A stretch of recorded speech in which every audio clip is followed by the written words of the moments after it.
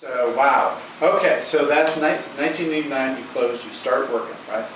So, can you talk a little bit about how your criteria, what sort of changes you've seen in your criteria, in the kinds of entrepreneurs you're seeing, and the kinds of deals, and the structure of sort of picking winners. How has that changed over the years for you and your partnership as you've built Ann Winblad into a much, much bigger firm than you started? Well, the high order bids are the same. In order for us to get great returns, we have to fund great people, or people that can attract great people who have an opportunity to seize a very large market opportunity. That hasn't changed. Now, back in our first investment was in a little company called Teammaker.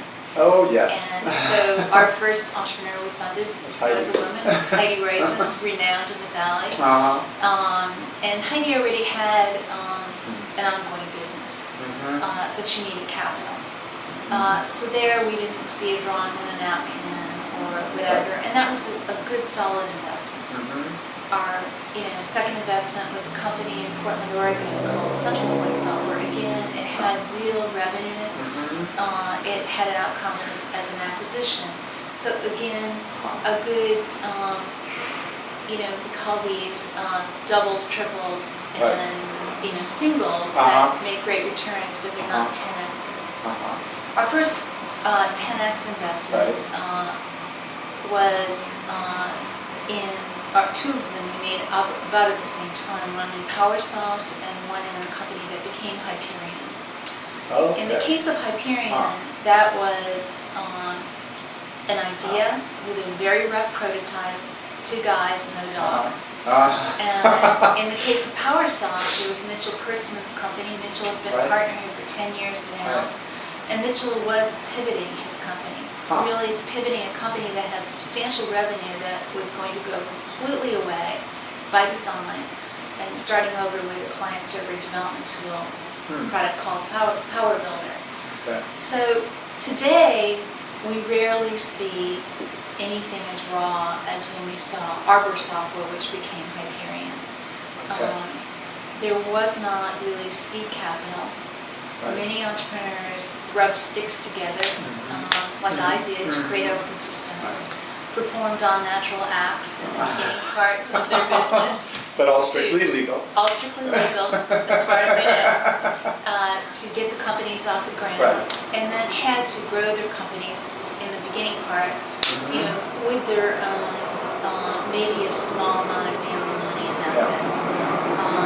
Today, with the abundance of angel capital and also the real change in tooling for software and the open source, basically all your tools are free that you want to use. I can run them on Amazon's cloud for very little money.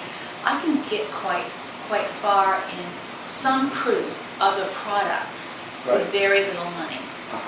Even back in 1990, it took quite a bit of money to get to proof of product. Now, proof of market is another thing, and that still is where money comes in many cases. So the difference is, I'm sorry to see we say we've pretty much seen the death of the drawing on a napkin. Okay. And as the entry point for a venture. For a venture. At the same time, the difficulty or challenge, there's a reason we're called venture capitalists versus just capitalists. There's still a lot of art here. We're pattern matchers, that's it. And it requires us, we start at the A round, which means either the company's raised zero money from outsiders, or there may have been an angel round. So it's early. That's the capital V, venture capitalists. We're with the companies for a long time.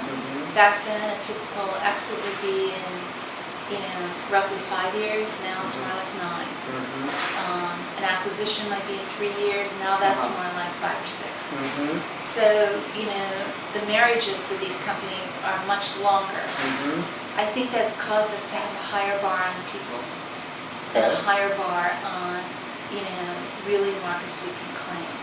So, the start gets easier and more efficient. The gateway to a Series A has lowered a bit, meaning there's still the same amount of Series A, but it's much, much more selective.